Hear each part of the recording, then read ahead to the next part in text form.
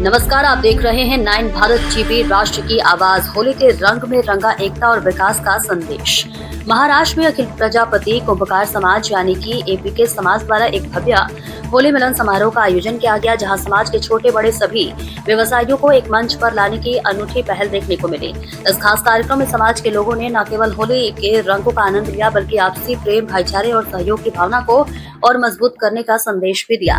कार्यक्रम का मुख्य उद्देश्य समाज को एकजुट कर व्यावसायिक विकास को गति देना और एक दूसरे के साथ मिलकर आगे बढ़ाना रहा। जहां समाज का बड़ा संकल्प। इस अवसर पर एपीके समाज के सभी सदस्यों ने मिलकर कई महत्वपूर्ण फैसले लिए।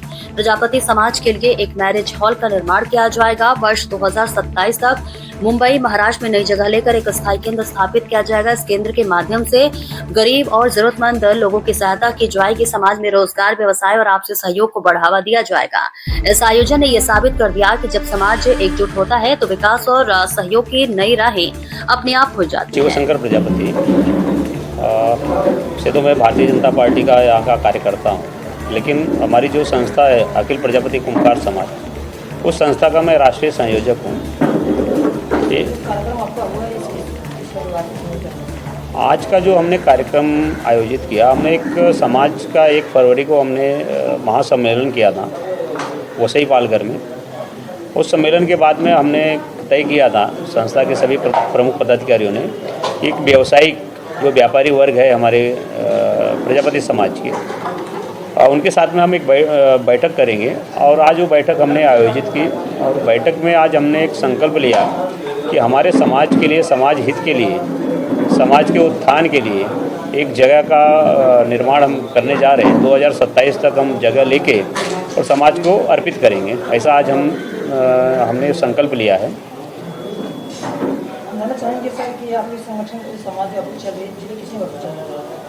देखिए, मुंबई जैसे शहर में या देश में प्रजापति समाज की अनेक संस्थाएं काम कर रही हैं, बहुत वर्षों से काम कर रही हैं। लेकिन जो है मुंबई, महाराष्ट्र में, मुंबई जैसे महानगर में जो संस्थाएं काम कर रही हैं, छोटी छोटी संस्थाएं बहुत हैं, और लेकिन जो है अभी समाज के उत्थान के लिए कुछ कार्य हुआ नहीं है। और आज जो है सभी हमारे व्यवसायिक ने एक संकल्प लिया है कि नहीं, आने वाले 1-2 साल में हम समाज को कुछ ना कुछ देखें और आने वाली जो हमारी पीढ़ी है उनको हम समाज में किस तरह से रहना है, कैसे जीना है, क्या करना है। क्योंकि समाज में देखो, पढ़े लिखे बहुत सारे लोग हैं, बहुत बड़े बड़े व्यापारी भी हैं, लेकिन उनको एक मार्गदर्शन करने वाला कोई नहीं मिल रहा है कि किस तरह से, किस रास्ते पे जाना है, समाज का उत्थान कैसा होगा आने वाले। जैसे अभी आपने मुंबई जैसे शहर में देखे होंगे, दूसरे समाज के जो लोग हैं उनके पास बहुत सारी व्यवस्थाएं हैं। समाज के लिए हॉल है, स्कूल है, हॉस्पिटल है, लेकिन हमारा जो समाज है प्रजापति समाज, उनके पास कुछ नहीं है। तो उसी को देखते हुए हम लोगों ने 2 कदम आगे बढ़ाया है और आने वाले समय में तो सबको साथ में लेके हम कुछ करने की इच्छा जताई है और करेंगे भी, ऐसा मुझे विश्वास है। जैसे युवा बच्चे हैं जो पढ़ने लिखने के सक्षम हैं, उनको रोजगार में सक्षम नहीं है, उस पर क्या मैसेज देना चाहते हैं? देखिए, अभी आप सबको पता है कि 2014 से केंद्र में मोदी जी की सरकार आने के बाद बहुत सारा परिवर्तन आपको दिखा है।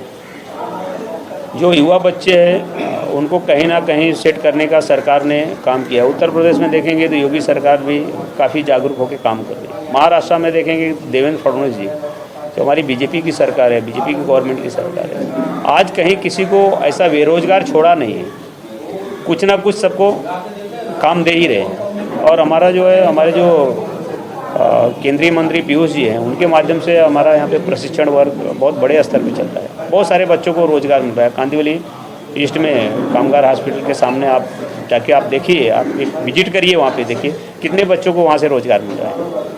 जैसे कि आप भारतीय जनता पार्टी में काम करते हैं, आप जितने गवर्नमेंट की योजनाएं हैं उनको कैसे मैसेज मिल सकता है? नहीं, गवर्नमेंट की जो भी योजनाएं हैं वो हम कार्यकर्ताओं के माध्यम से समाज में जाती है, लोक हित में जाती है। हम तरह तरह के कैंप लगा के लोगों को जागरूक करते हैं, लोगों को बताते हैं, उस तरह से लोगों को जानकारी मिलती है। आज का युवा तो पढ़ा लिखा युवा है, वो सर्च करता है, फटक से उनको भी मालूम पड़ते हैं। जिनको जानकारी नहीं मिल पाती है तो हम पार्टी के माध्यम से भी सबको जागरूक करने का प्रयास करते हैं, उनको जोड़ने का प्रयास करते हैं।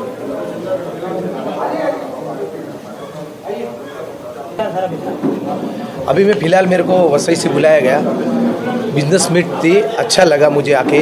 प्रजापति समाज ने ये महत्वपूर्ण कार्य किया। अभी इसके बारे में क्या जानकारी बताई और मेरे को क्या बताना, मैं आपको बता रहा हूँ। आज का जो बिजनेस मीट था, ये था समाज के लोगों को जोड़ने के लिए। तो समाज के लोग जो जोड़ना चाहते हैं उसके लिए क्या है कि किसी को नौकरी नहीं है, किसी को व्यवसाय नहीं है, किसी को कुछ और चीज़ें, किसी का व्यवसाय है, तो एक दूसरे को मिलके, एक दूसरे का सपोर्ट करके, एक दूसरे का साथ लेके, जिसको सर्विस नहीं है उसको सर्विस प्रोवाइड कराने का कोशिश करेगा प्रजापति समाज।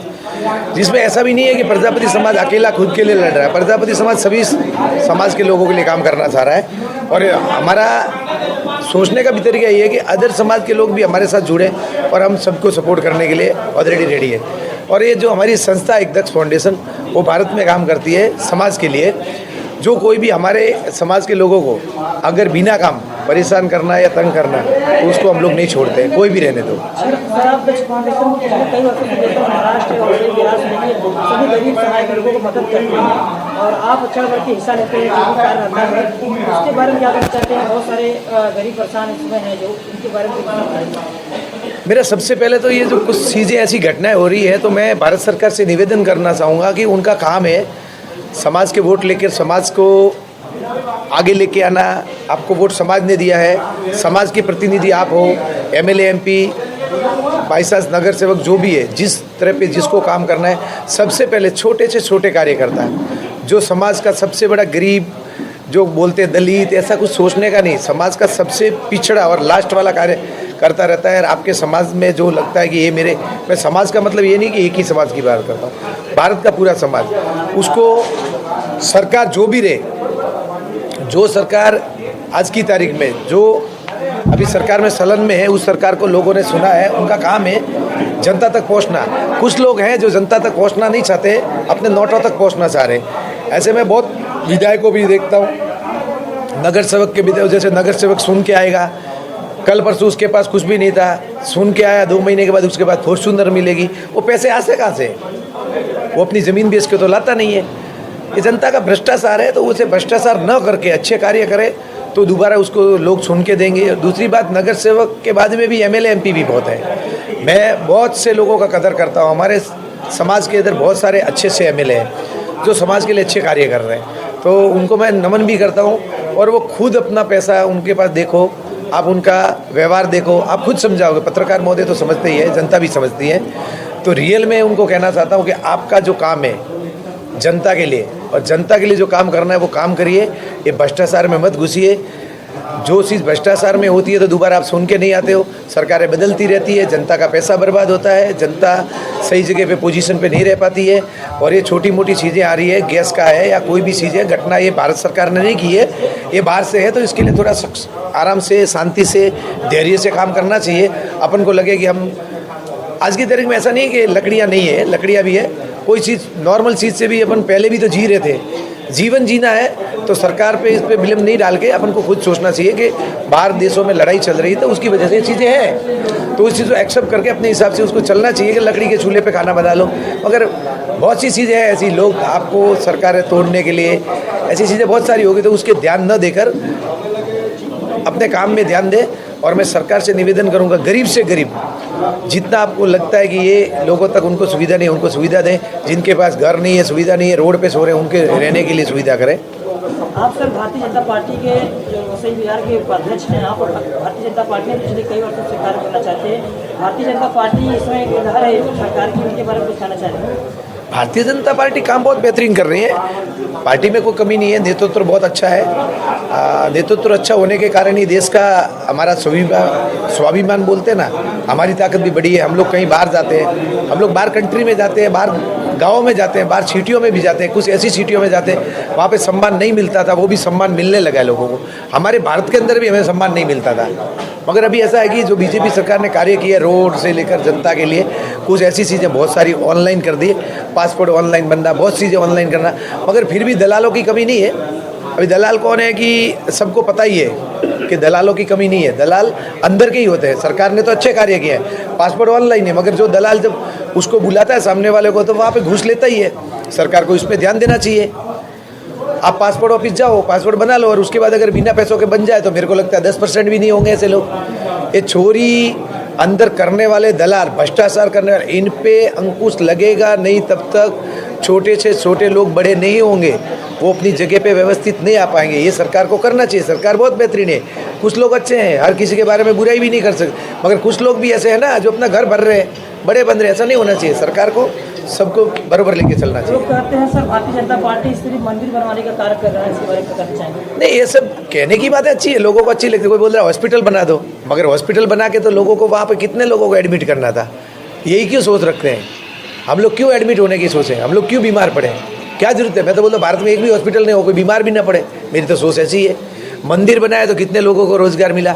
आज राम मंदिर बना या कोई भी मंदिर की आप बात कर रहे हो, आप है ना यहाँ से बाहर चले जाओ, सऊदी में भी वहाँ पे मंदिर क्यों बना रहे हैं? उनको मालूम है कि मंदिर से आमदनी है, मंदिर से घर चलते हैं, लोगों के चूल्हे जलते हैं। कैसे जलते हैं वो आपको खुद को, पत्रकार महोदय को तो मालूम है, जनता भी जनार्दन है, सब समझती है। आज जो राम मंदिर बना है, कितने लोगों का पेट भर रहा है? आज मोदी जी का जो सोचना था, या मोदी जी का पर्सनल अकेला नहीं था, भारतवर्ष के हर हिंदू का सोचना था कि हमारे आराध्य देव श्री प्रभु रामचंद्र भगवान विराजमान हो। आज 5000 साल से हम लोग उसके लिए संघर्ष कर रहे हैं। अगर ईमानदारी से अगर ये मिल जाता तो संघर्ष करने की जरूरत क्या थी? कोर्टों में लाखों रुपए खर्च कर दिए। इतनी ईमानदारी से लोग बोलते हैं कि मंदिर की जगह हॉस्पिटल बनना चाहिए, वो बनना चाहिए, तो वो अपना अपना बनवा लेना, कौन ना बोलता है? जमीन दान करें, हम लोग वहाँ हॉस्पिटल बना लेंगे सब लोग मिलके।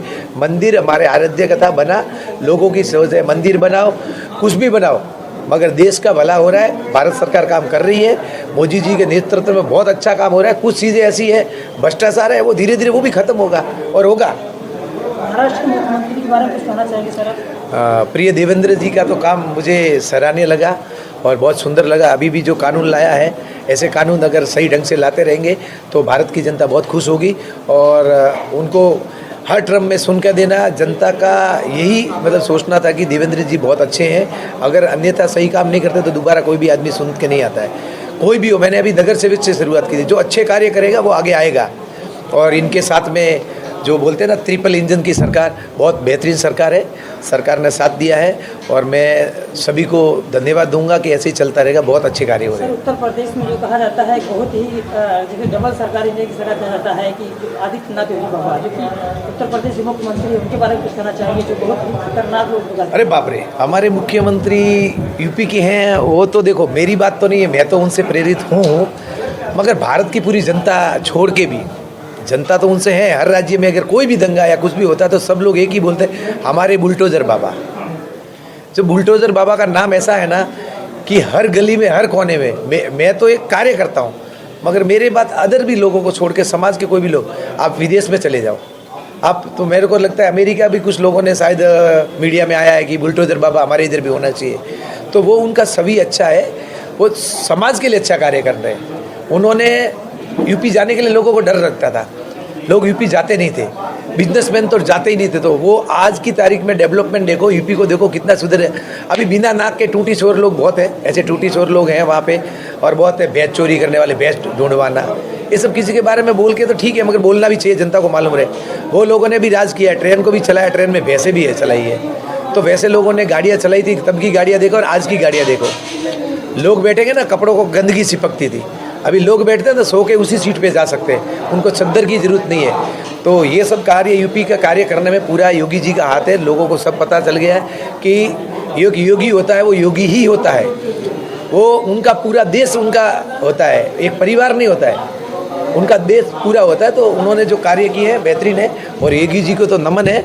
और मैं तो बोलता हूँ हमारे यहाँ के लोग भी खुश हैं कि आगे के देश के प्रधानमंत्री मोदी जी के बाद योगी जी ही बने।